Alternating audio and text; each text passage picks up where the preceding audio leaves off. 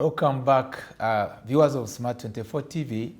We are continuing with our interesting topic of discussion in this weekend, and it is something you cannot miss. We regard education to be both formal and informal, but all feeds into the other. And we are with our dear guests, and who have been carrying us on very well. Together with us, we have Professor Lawrence Muganga, and he is the Vice Chancellor at Victoria University. And those who are in Kampala, you can easily access physically, right? The institution on Ginger Road. And I think this Parliamentary Avenue. The first experiential learning-driven university in Uganda. I reach him on Twitter. But still even online, those who are used with YouTube and Twitter. At Rich. And together he's with one of his... Rich Dr. Lawrence Muganga on Twitter. Thank you. And we are together. Thank you. Yeah. There is also the powerhouse of recruitment is here. And he is Mr. CANON BUSINGE, who is in charge for recruitment and marketing of the university. The reason why we come to you in this second session is to continue with our discussion looking at various reforms being adopted by public universities and also private universities. All of it remains education. And we are concerned of different levels, even institutions, not only looking at those who just, graduate and come up with the qualification of degree awards, but also we are concerned about secondary and primary, as it was discussed from the beginning. And in our discussion, we are aware that recently here at Munyonyo, there was a summit that was dealing with the opportunities in Uganda investment. Our main education is our topic today, as I join together with you, to partner with you, is looking at the opportunities of education. And I continue to refer education as an asset. I don't know whether buildings here in Kampala, but what I always honor education. And I encourage... Yes, and I encourage many more outside there, let's know education is an asset. It's my inspiration to you this morning. But as we continue with our discussion, dear guests, our discussion is wider, is looking at the East African context. And you were speaking very well in the first session, how you are doing it best, especially at your level of the tertiary institution, and maybe to pick up from those, maybe from secondary, that linkage is important. But we are aware that the formation of the 7 member states of East African Community, since the resumption of East African Community in 1999, a lot of protocols, various protocols are being signed. And I believe very soon, I pray through you, VC, that you call for, through that umbrella of the Vice Chancellors of universities in Uganda, we need to have a summit too, the Education Summit. And it is an idea when we were discussing, we need an education summit for the East African community. And I'm coming to you. And this Education Summit possibly is going to streamline a number of things that needed to be at par. You are expected to be in Congo. I don't know whether you're already in Congo with these good programs. You're expected to be in Southern Sudan. I don't know whether you're already there, whether they are believing with us the same way we are believing. You're expected to be in Kenya, Tanzania, Burundi, Rwanda, and of course, where we are here at the center in Uganda, each sub-region is supposed to be really being appreciative of your digital education, of your program, extended hour studies, the night study programs, and others. What are you having for us on board to see us reaching where we are supposed to be? Thanks so much, Doctor, for that question. And viewers, in case you've just joined us, to be honest, when I listen to your questions, you actually replica of what we are doing at our university.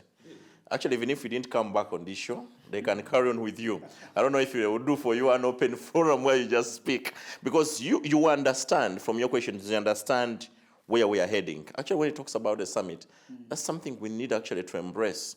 Because that's the way we can raise an army of educators who can actually transformational educators. Because we are tired with many reforms. Thank you. Exactly.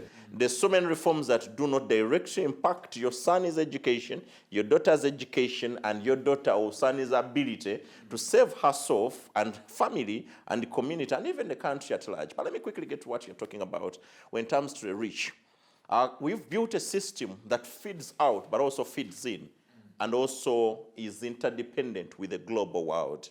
When I speak about the global world, I will tell you today, we started one of our phases of exams. It's not that we are University of Exams, we actually invest exams in our university, take 30% of the real count. The 70% is what you really get from the real world experience, but also courseworks and the usage of hands.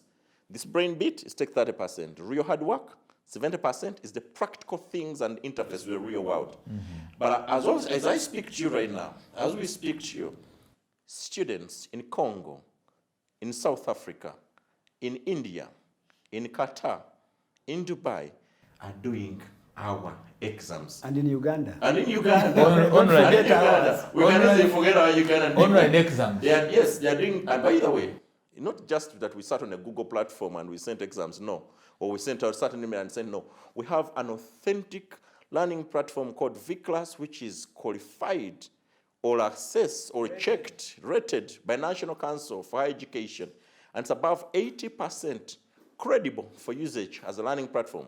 It is actually being already used by some universities. They're already picking on what we are using, and that's okay. We're not supposed to be really coding for ourselves. It's for everybody to learn, and it's not a bragging point. It's a point of learning. So now you can teach, you can assess all over the world at the same time. I sit in my village in Masaka, and I'm doing the same paper that someone who is in Dubai, who is doing the same MBA. Now you're talking about equity in education. Yes, Exactly. I'm concerned about that. Accessibility. Social justice. Yes, equity. Equity. And then you're talking about that now. We are reaching, by the way, you're talking about accessing the region. Most of our students actually come from Congo, Sudan. There are people who are coming actually from Cameroon, Nigeria, and also a big part of them coming from Somalia, Kenya, Tanzania, and you can't also forget the people who are coming from outside the country like India and Qatar. A good number of students. Actually, 40 to 48% of our intake, every other intake, they're foreign students. Okay, thank you. I don't know, before I leave that, we also have networks with the global world. This will tell you about the universities we're already networking with. From all over the world. Yeah, now let me give you an example. Because we may sit here and a parent says that, you know what, okay, but I have also heard that quality education is overseas.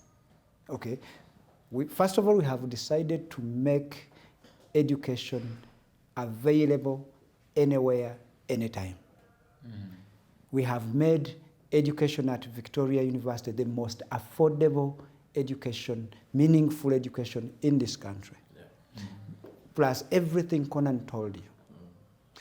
We have a system he told you about, VClass, that is so seamless, very interactive, that gives an opportunity to every student to feel that they are in a classroom, but within the comfort of their own home, workplace, community, village, you name it, right?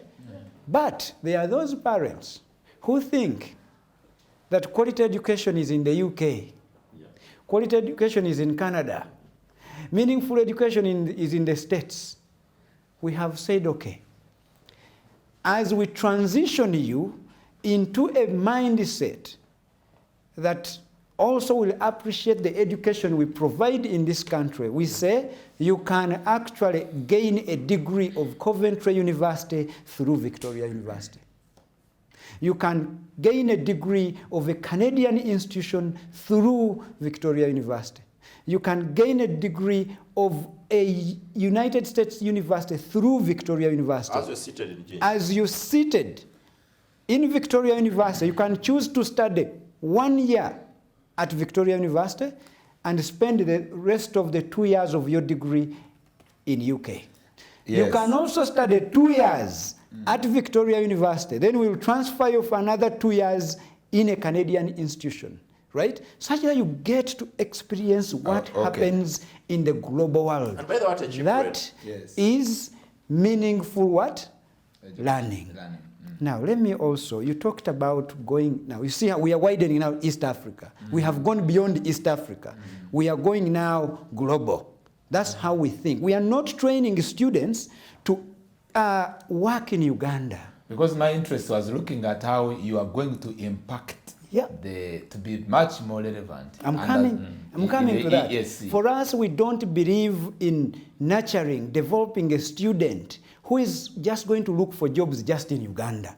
If they are not there, what happens? Sit at home, eat your parents' food again. You are 21, 23, 24, marry on your father's budget, your mother's budget. You want your father, your mother to take care of his grandkids in your own home? No, we reject that at Victoria University. So that's why we are educating you to work in Uganda, to work in Sudan, to work in Morocco, to work in UK, to work in Canada, because of the education you do what? You receive. So you talked about the Education Summit. Okay? Because we need to come to an understanding, and where there are gaps and mismatch, disconnect, where either countries are not, understanding it the way it should be. So here is where, Dr. Joseph, here is where it starts. And before I even say that, let me even tell this to parents that have children or students. And this is a red flag for you. Watch it. When a student comes back to your home after going to school, and you ask them what they learned today, and this child cannot remember, or at best they'll pull out a book to tell you what they read, just know that they are in a wrong school. So telltale signs of a wrong school. Those are the total signs, the complete They signs cannot of the tell you wrong school. what they learned Because if yesterday. they can't tell you what they learned that day, and they need a book to tell you what they learned, just know that you have begun a journey comprising of failure for your own child. This craving of good schools, grades, it is dangerous for your child. So if a child cannot tell you what they studied that day, and they only need a book to read through for you to know what they studied, you just know that you have misled your own child. And better correct that as early as possible. Real education, this child will come with vigor. Their face is warm. They are telling you what they experienced during that day. And you will get to understand they learned something. Doctor, actually what you're saying, I connect it to a story I did when I was still as a journalist. We try to trace the first-class degrees, especially from leading universities. Where are they? We couldn't get them Or those, the top ladder of any profession. How about those top senior six, those who got triple A's? We try to assess them, how they ended up with the real life. Yes. You'll be shocked by the results. So that tells you there is no such a thing like a good school. Yeah. The good school is one that is going to give your child an experience they can tell beyond the classroom. Now come to the summit you talked about before I let in my colleague, Conan. So before you even go beyond East Africa, start from home. And this is what we are planning, and I can tell you more about it. We intend to go around this country to identify those teachers that are touching the lives of every child, that are creative teachers, that are imaginative teachers, that are impacting education, real education, not cram work, and then bring them in a national forum and award them or reward them for the job well done. And during that time, we will bring all the policy makers, all the decision makers in education, and tell them that this is what true education looks like. We can also bring the East African actors, education stakeholders, into this space, such that we all get to understand what meaningful education looks like. So, but he can pick it up. Then we can have the hot debate, the hot exchanges, the learning from one another, because we'll follow it up with seminars, learning seminars, exchange programs. What I want in Uganda should also be in Congo. What I want in Uganda should actually be in Somalia. So at the end of the day, I would want to see a Somali student, a Somali teacher. What is he doing that I can't do here? What can I learn from them? What can we copy from one another? Can we have a unified agenda where we speak for the future of our region? We speak for the future of our continent. We are not going to wait for our parliamentarians to make decisions on this. We're not going to wait for ministers to make decisions on this. You're going to take Because some of the decision on things this. we are doing, we do not get parliamentary approval. Yes. Do And are our they small bad? incrementals. Small incrementals. Now, yes, speaking from small incrementals, Yeah. Yes. let me tell you, you're a teacher, right? I am. And this person is also an educator. He has actually edited education as an editor For my life, for for a my decade plus, right? So if you equate that child would be going in senior 3 or senior 4. Exactly. The time he has spent as an editor of education. Now, here is what I can try to tell you. I will be coming in for some two commentaries and which are in form of questions. You can ask. We are having a controversy in the real lifestyle of many Ugandans.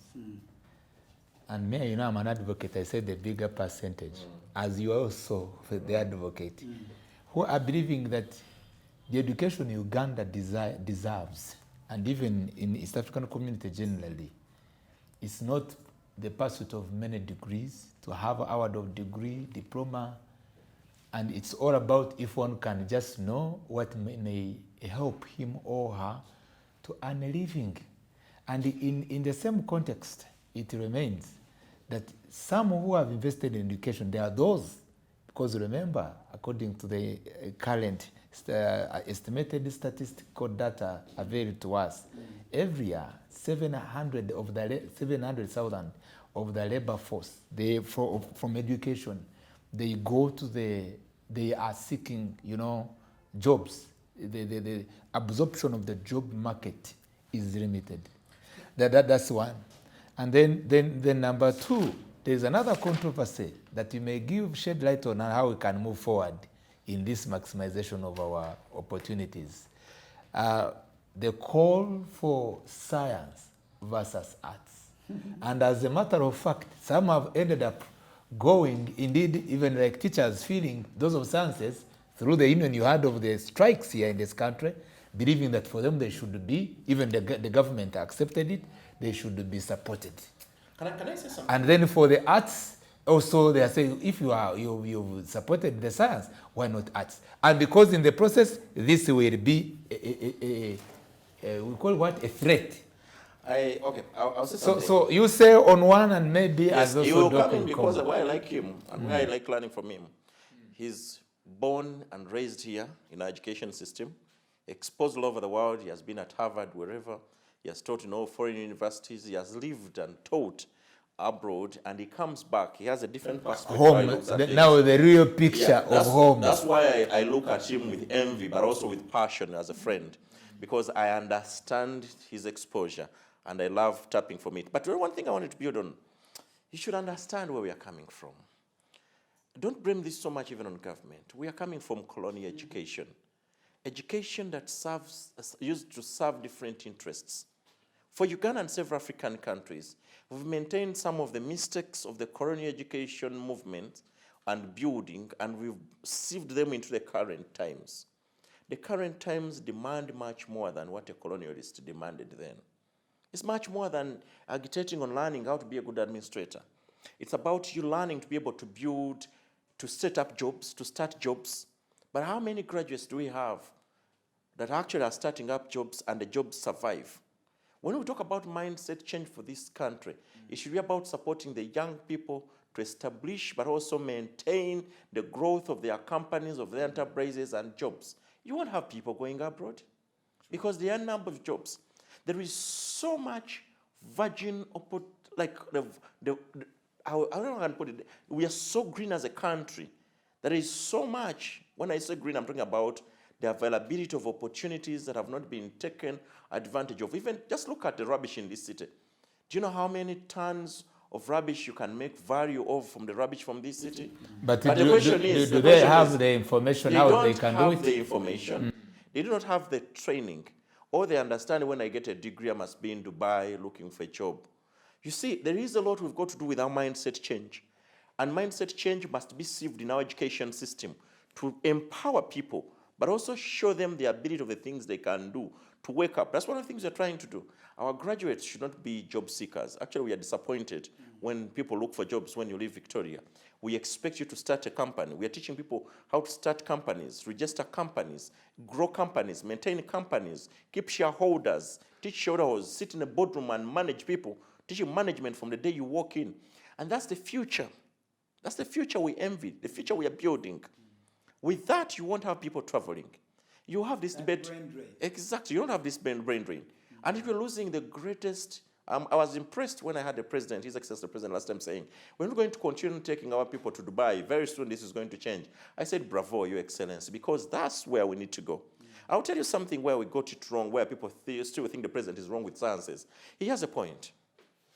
There are almost 10 or 20 times more people doing arts. 1 second. Do you think graduates. that everyone to be successful must be scientists? No. And also let me tell you something. You need to look at the dynamics of statistics for you to see the bigger picture. When you see people who do sciences at A level, okay, let's start from primary. When you finish P7, there are very, very few people, actually like only 30%, who pass well mathematics and science. Most of them pass the arts, the humanities. When you come to A level, O level, sorry, to even find girls or even boys who are doing sciences, because that's one of the reasons why it was made compulsory is because people were running away from it. Now, when it comes to A level, there are only 15% of the total country that do sciences. You get it? And of those who do sciences, even the 15%, only like 5 pass very well, or 8%, 5 to 8% pass very well to get good courses in top universities. So you have 8% replicated over generations of years, decades, of people are doing sciences compared to millions of students over generations who have done arts. It is not because the president does not value arts, but you need more scientists to be involved in the rebuilding of the country's ecosystem of jobs, but also livelihood, to be able to survive. And if you do, let me give you an example. Have you noticed when the president increased the salary of teachers? The other day I was talking to my father, who is a retired teacher. He was a head teacher and was a scientist. And was very happy. He told me, His Excellency the President has at last seen the sense of as to why people who fail are the ones who join teaching. If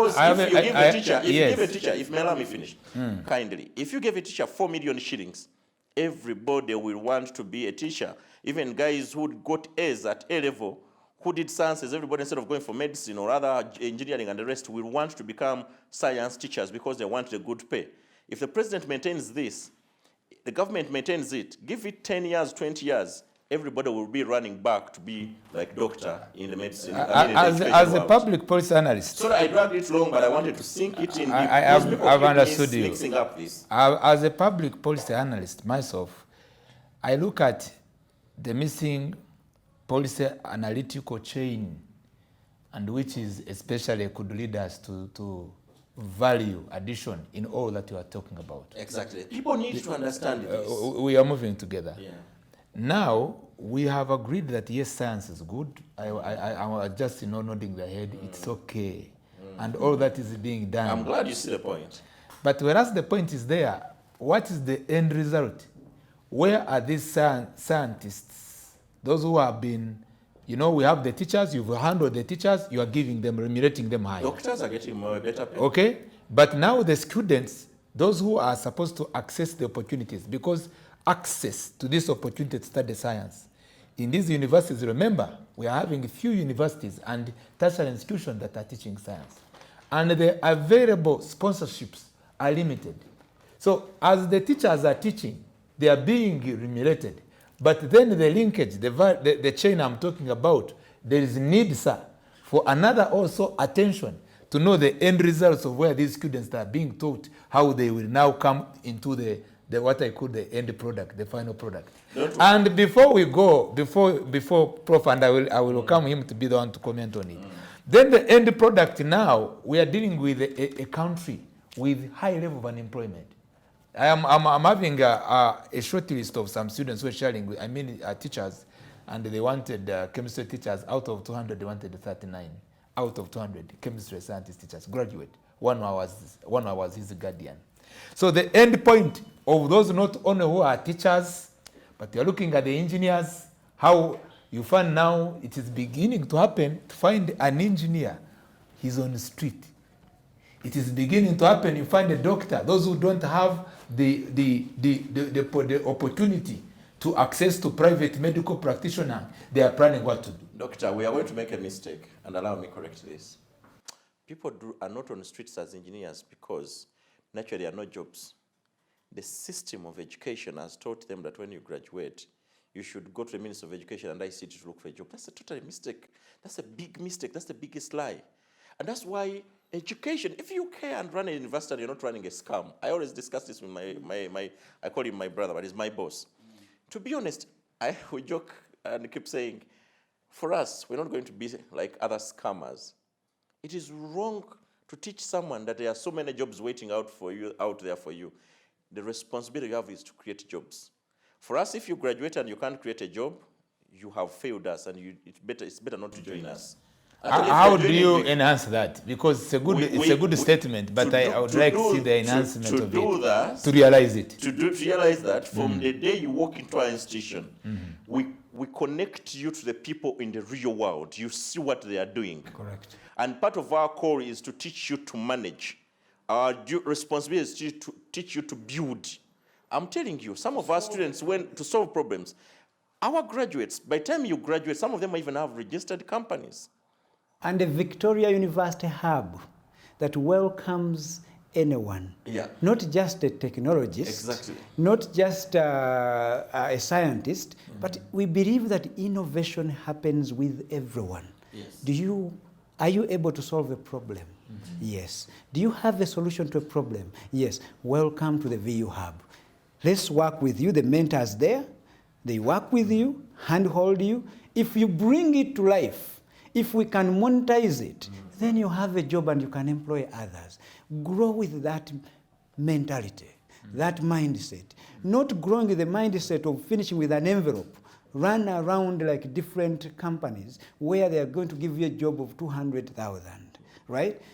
Taking it further from that. Before you forget, the other day you were looking for funds, how to fund these young companies. Exactly. Like for me, for us as a university, we are thinking that in the next 5 years, could we be having 500 startups that have been... For those who are graduating as in business administration. For example, yes, those who have thrived, survived the first their birth year, and they are moving forward like 500 plus. So if you have 500, it means that there is a ripple effect, a positive one. You even cut fees you're charging from students because you are now getting some money from these inventions of different students, right? As they get money, you sharehold as a university. So that's where we see a university that doesn't depend on tuition. You have started to do that? Yes. Okay. Doesn't depend on tuition, but it depends on inventions, the innovations of students. The university has some shareholding because we are hand-holding the growth of this startup. You have the majority shareholding, but as we move forward, you become better, the university becomes better, we raise resources through this. Let me tell you this, Dr. TINDYEBWA. Yes. Let's agree that in Uganda, in Kenya, in Tanzania, in Rwanda, in Burundi, Congo, South Sudan, you can stretch it all you want. We have rampant miseducation that is happening. Miseducation. And I'll qualify that. And this is how. While students who study medicine, they are busy studying what they will do in real life, and they are studying in a hospital, nurses, midwives, and those who are doing medical degrees, are studying exactly what they will do in real life, and they are studying, their classroom is a hospital. Where are the MBAs and BBAs? Far away from the industry, in the classroom. Cramming. Where are the engineers? Far away from the industry. Cramming things in their heads. And yet they're engineers. That is happening in Uganda, in Rwanda, in Kenya, in Tanzania, in Burundi, in DRC, what we call East Africa. Those are the degrees you have. Those are the degrees. That's the system. That's a system, and I call it what? Miseducation. Can't we correct it? And we have to correct that by going back to what Victoria University is doing. You walk in, we ask you, let's say, Joseph, you have chosen Victoria University. but what is your interest? What is your passion? Where do you see yourself in the next 10 years? And if we get that portrait, then we are going to differentiate education, learning. For you, it will be different according to who you are. Conan will be different according to who he is. Lawrence will be different according to who I am. Every student has a portrait and what they are pursuing. At the end of the day, we are saying that you can sit in one classroom of, journalism, for example, but your interest, maybe they are cameras, and you obsess with those ones, your coursework, your assignment, your assessment is focused on that. Him is writing these articles, obsessed with those, and your assignment is, and your practice, and then we say new vision, monitor, independent, where we have people that can do work for you for free, right? So they have hands on. Remember what I told you, the brain and the hands, they start doing. When you leave us, yes, sir. While others from the institutions I will not mention because they are none of my business, they will live with 0 years of experience. Ours have to live with 2 or 3 years of experience. Prof, I'm coming to you right? now. On a matter before you go on. Yes. Don't forget. Yes. Stay on. Uh-huh. Smart24 TV is interested in such in a practical life, especially where you are able.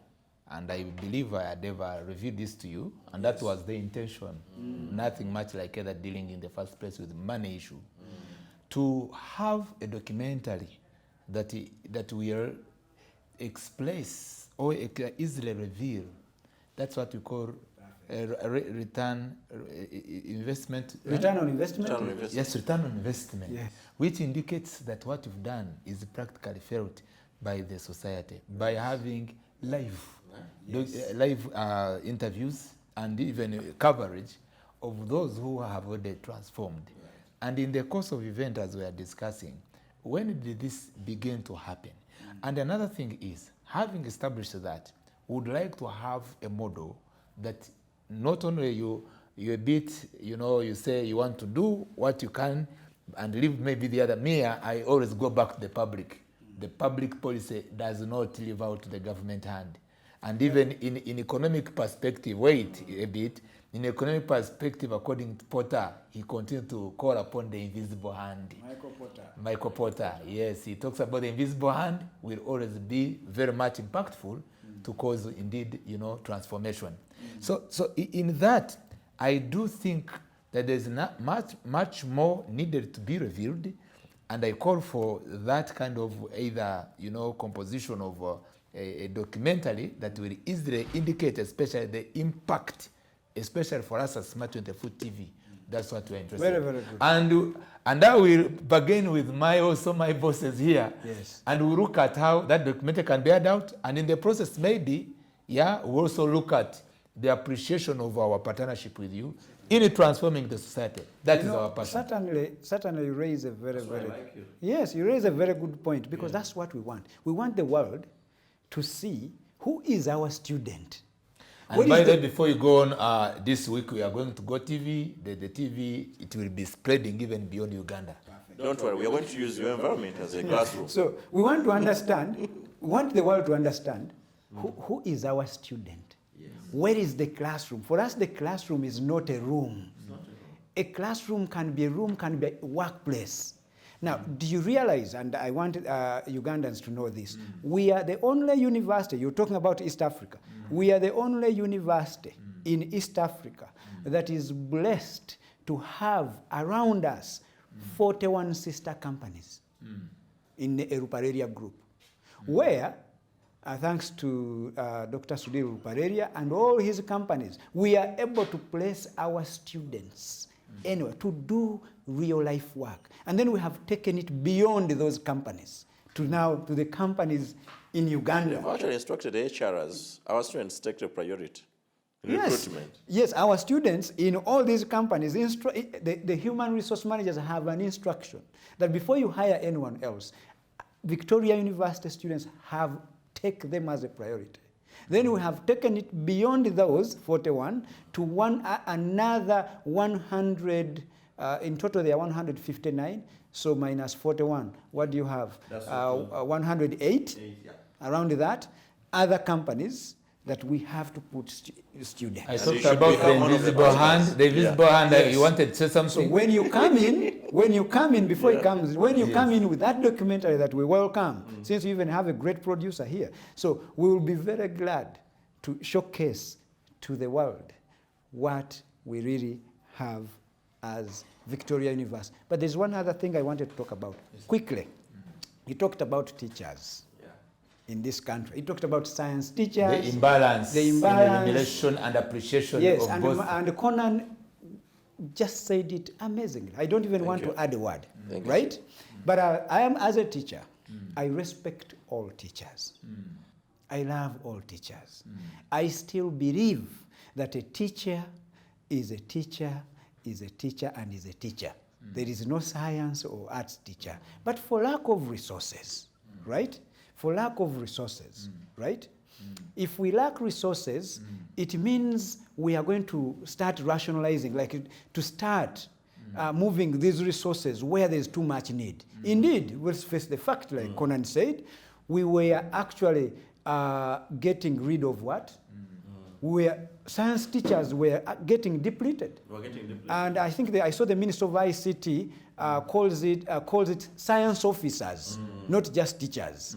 Were becoming scarce. Yeah, they are not getting through the funnel. Now this is coming in as an incentive. But I still believe that the president did not say that arts teachers are useless.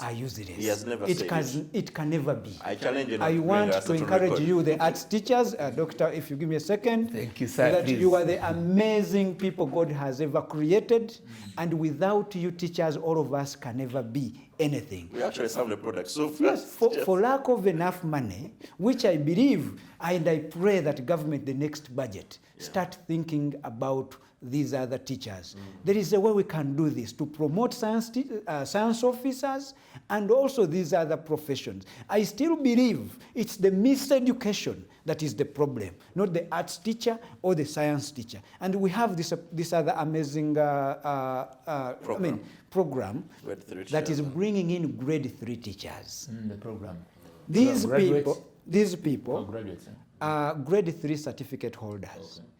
The country or the Ministry of Education has placed on them a deadline that within now 6 or 7 years remaining, they ought to have acquired a degree in education to still retain a job.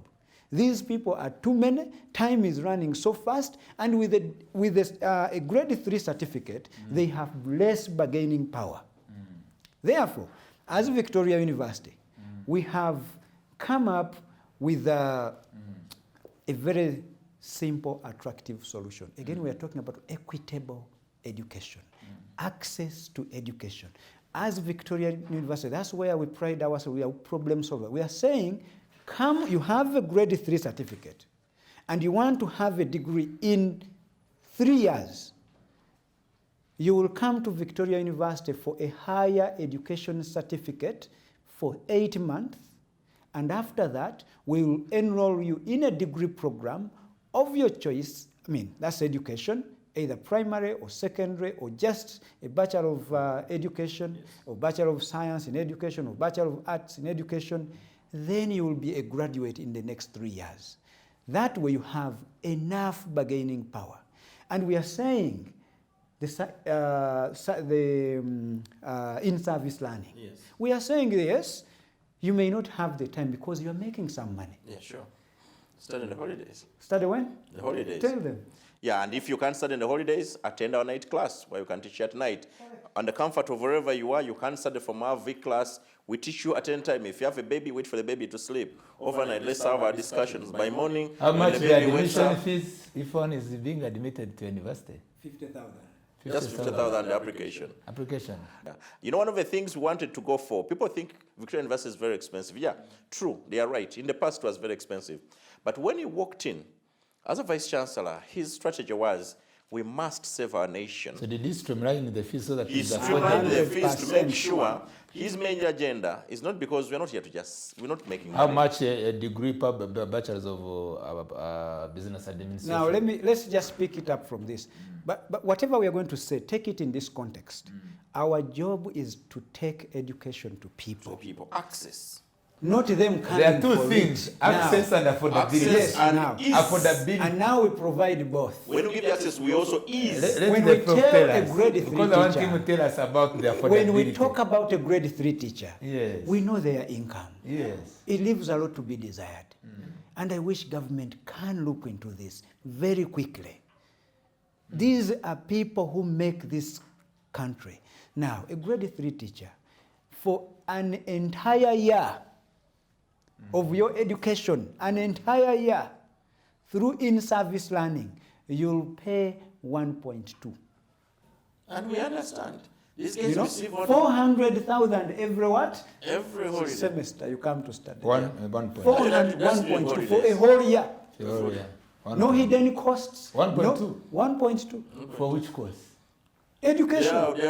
Bachelor's degree. That's Primary affordable. education. You see? That's affordable. 1.2 for We a year. understand. These guys. Those are 2 semesters. Do you or know how two? many people join primary school? Whatever the case is, one Lately, year is gone. a year, 1.2. you are an educator For a bachelor's degree. in education. You will come in service learning. You will pay for the entire year 1 point what? 1.2. 1.2. For those who don't want to come to Kampala because of accommodation and the rest, stay where you are. We can teach you from V class. You can study from wherever you are in the village. You will study any part of the country. I know why we are focusing on them and making it cheaper for them. These guys hold 1.9 million pupils who join primary every year. Why don't, if you want to change and pass on the things you're asking about, that how do we change a nation? We give them quality education. Thank they you. go back to their primary There schools. are 3 areas that we are going to conclude on, and possibly you grant recommendation if you are able to do so. And our concern, since the government has been injecting money in the education sector, until even when the privatization of education we are talking about, as one of course of the government initiative in terms of policy. But it is still a challenge, a big challenge, a huge one, by the way. In our country, resource envelope measuring and policy makers measuring on the efficiency, especially in allocating resources to these programs. The time we've had UPE, the time we've had USE, the time we've had privatization of education, which brings you on board, and compared on what we have achieved, especially to the end result of solving the country major challenges, employment and so forth. It looks to be the measure of efficiency. Here we're looking at those economists, they take us the return on investment. And number 2, we will look at that, but it's something that's not being attended to, which will count on to know we enrolled. This takes us back approach to research. We went to UP and USC, and maybe even this cost sharing we are talking about, the even the students loan scheme we are talking about, and also like what we've been doing, even you as a private university granting the opportunity for sponsorship. But to reach at a time and we measure and know that this is what we have achieved, this is what we are missing, and we need to hit this target. It is an area of research, it's an area of policy. Number 2, you raised up a very good point that is relating with the packages and shareholding, especially granting support to those you've mentored and given a clear path of how they can explore through where they can excel better, especially for employment. That deals with the skilling, with an entrepreneurship and so forth. And it is an area which I'm not on blame, but which I'm appealing. It's an appealing statement of the government, which needs to do. Because if we've identified, now we have around 6 universities, 6, 7 public universities. You have private universities, But there should be, China did it and some other countries, where by the time you finish the qualification that you were guided to pursue, then you are given more 6 months that's going to prepare you to go into the real world that is of productivity. It is an area, I'm making a comment will come in 2 minutes. It's an area that is lacking. The last one, which the privatized education sector that you've not attended to, is the appreciating and enhancing the informal education, where you can go maybe to those who have finished education before, and those maybe who are in these markets, maybe these who are border people, and we say, look here, come here for 2 months, we want to tell you about entrepreneurship, how you can make business. And we only concentrate on how people get degree, master's, PhD. Yet it is clear to our country that some people are making money at the price of the wealthier class. They are not necessarily people who are graduates in high classes. I will give you 2 minutes if you can use those, because you will reply and make a recommendation where you can. Let me just say something. Yes, and, response and recommend will go forward. We conclude. Since the doctor is Yes. an education scholar, Yes. and he has built systems I believe in. If you forget whatever we've said today, allow me just tell you this and you remember this. For this country to change, it requires us to be very, very, very intentional. I'm going to repeat that. For this country to change, we must be very, very intentional. I want you to ask yourself, if there was no UPE and USE, how many jobless, how many uneducated people would you be having in your village? What saves you having several millions of uneducated people is UPE and USE. It might have its weaknesses, like no system is watertight. And we understand, but you must take advantage of the little that has been given to you, or whatever amount has been given by these free programs, to build on a good case. Now, as I said, if you forget everything we've said today, don't forget this. We are, as a university, we are being very intentional to have grade 3 teachers. If I was running a private school, I would send people to a university that has someone who has a concept that is building, that is going to revolutionize education. At times I look at my brother, Professor Lawrence Muganga, as I always tell him that if it is salt or colored particle, if dropped in water, my dear guest, you have 1 minute and then you conclude that. Yes, if the water is going to turn completely red, yes, you need to have him. Now, to have a complete spread of this into the country, you need a teacher who interfaces with the system is building, on all corners of the things we've said today. But if you forget whatever we've said today, remember that we are going to produce a teacher that is unmatchable from all the teachers we've had in this country for all those decades. That is why we are being so intentional in having grade 3 teachers and grade 5 teachers come at Victoria University. If those teachers go back to those communities, you're going to have a replica of Victoria University in every part of this country. And your son, your school, your institution, your community does not have to suffer with poor quality education. And you're never going to wait for government to change that. It starts with the little things you do and being intentional. Get us those teachers. We'll replicate this around the entire country. Thank you so much. Your last word, because we are closing. My last word, I can assure you, we have an opportunity, me and you, who is watching us this morning, to be intentional about the things we do in this country. Instead of lamenting, let's find for something we can actually contribute to our country. One of the reasons I'm proud of what I do every day. I believe I'm changing a nation because I contribute to the change of a nation at Victoria University. I don't know what you're doing wherever you are. If you can, join the struggle, but if you can't, know you are failing us as a country. Thank you so much.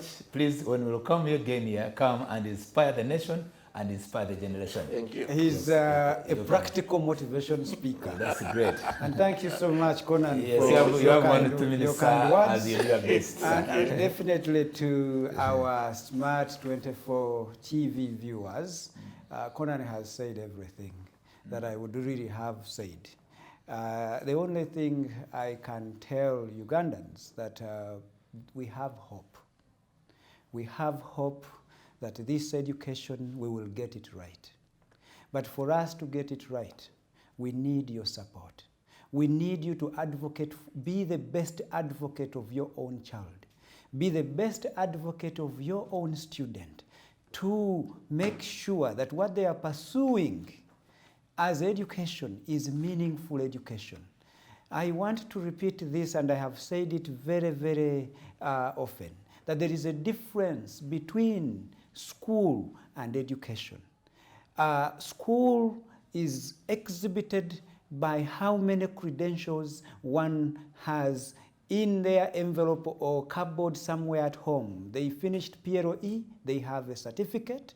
They finished Senior 4, they have a UCE certificate. They finished Senior 6, USCE certificate. They went to university and have a degree certificate and a transcript, or even a master's degree certificate and a PhD. Does it mean that they are educated? The answer is debatable. And most of the time, not all of them are educated. Did they receive the right education in this country we are in or East Africa?